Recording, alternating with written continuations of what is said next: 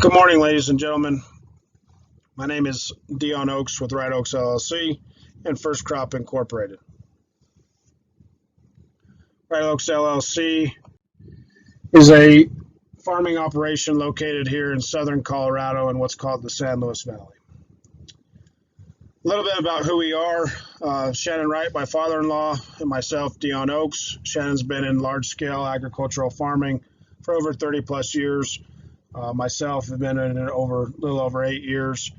We've done potatoes, Coors, barley, alfalfa, and many others.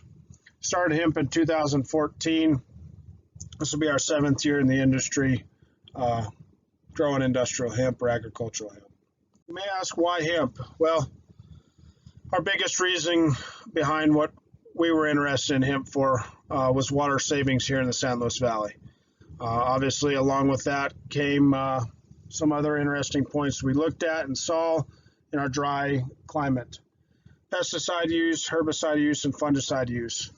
We use a lot of those in a lot of these crops that we grow here, so cutting down on that we were very, very interested in. Soil health is very important in our farming operation, and minimal or no-till has been something we've been looking at very closely. So we said, let's try it. We started indoor, a few hundred plants. Then we went to 30 acres, 300 acres, 600, and 2,500 acres last year. We've got around 1,000 acres this year that we're growing. As you can see, it's a major drop from last year. So I really want to touch base here on, we're really all talking about two different types of hemp. We've got CBD hemp or industrial or agricultural hemp.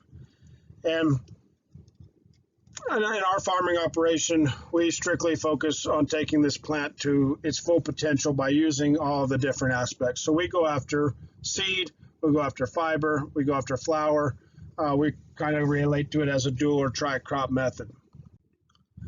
So we plant, by doing this dual or tri-crop, we can use traditional agricultural equipment. We've got the Great Plains grain drills, 6-inch centers.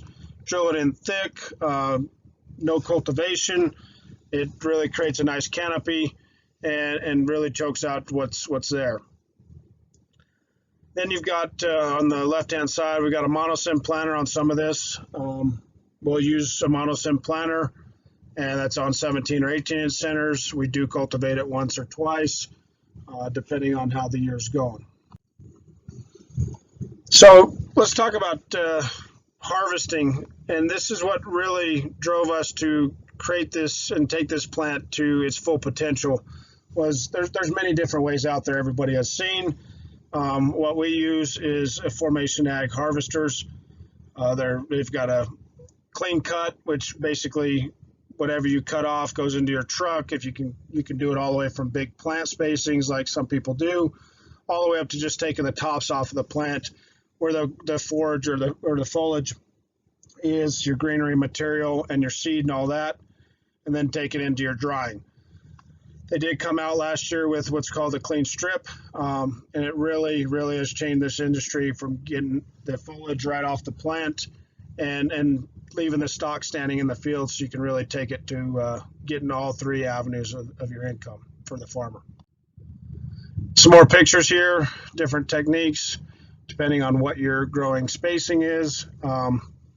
This is really, really neat harvesters depending on your climate and everything. Some major factors I want to point out here is your seed. The pricing of it, your supplier, your genetics, I can't stress that enough.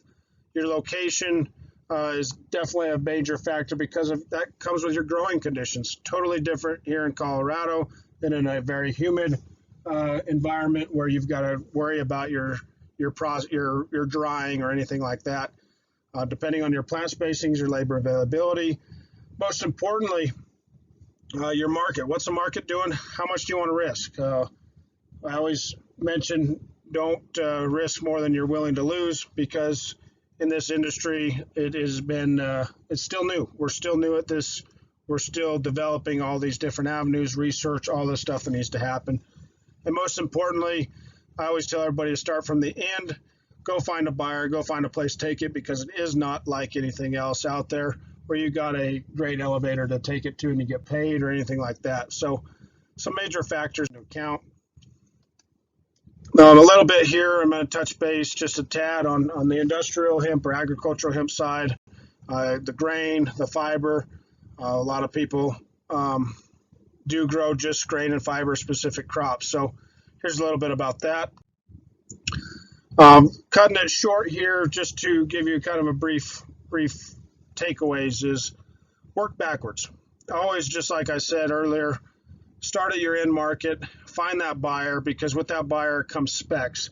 Specs you have to meet, whether it's flower material for CBD, grain for processing, or fiber or herd for those end markets. So finding that buyer is very, very important, having a good place to take it to. Building relationships with trusted people in the industry.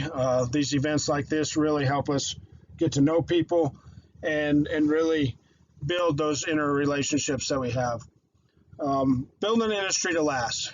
This is a major key point here. This industry is still so new. We've got to build this for future generations to come. That's my son right there on the right. We've got to build this for our kids, our grandkids, anything like that. We've got to take this and build this industry right, and we have the chance to do this right now. Events like this are very tremendous and very important, because education about what hemp is, and as entrepreneurs going into this industry, we have a major key place in that. Is we've got to educate everybody around us. We've got to educate the consumers and our neighbors. So most importantly, right here is the farmer. We've got to look at this and really take a step back from what a lot of some of the agriculture has been looking at. Is it all starts with the farmer.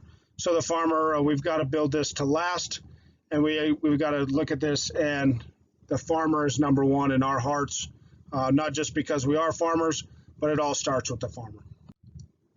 Thank you all. I know it's very short here, but hopefully we can answer a bunch of your questions in the Q&A and really dive into how we can help out. We are more than happy to help out. Please look up First Crop Incorporated. This is one of our partner companies that we have. We do CBD processing on that end, and we're looking at many other different processings as well. We also have our own seed processing company. We do take all the seed into food products, whether it's hearts, protein, or hemp seed oil. If there's anything I can help out with ever, please don't hesitate to reach out. On the left there is my emails, both of them, as well as my cell. Please don't hesitate to give me a call, text, email, whatever it is. We are always more than happy to help out in any way we can. I thank you all again. Thank you, CSU, for letting me participate in this. You all have a great day.